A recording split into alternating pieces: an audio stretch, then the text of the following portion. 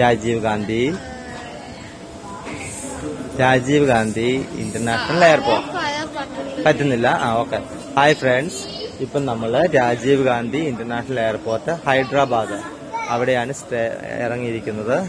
ഇനി ഇവിടെ നിന്ന് നമ്മൾ അബുദാബിയില് ഫ്ലൈറ്റ് കയറും.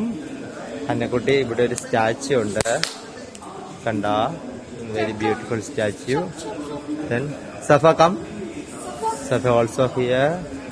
സഫ കം, സഫോ. ഓക്കെ, അന്നക്കുട്ടി അവിടെ നിന്നോ.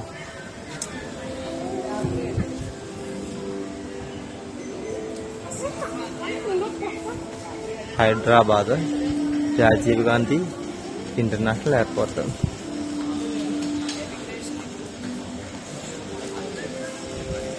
ലുക്ക് എന്നാ എന്തെങ്കിലും പറയാനുണ്ടോ ഫ്രണ്ട്സിനോട്?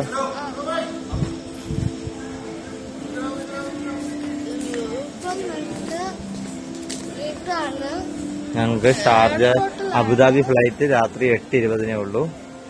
ഇപ്പൊ സമയം ഒരുപാടുണ്ട്. Okay, thank you.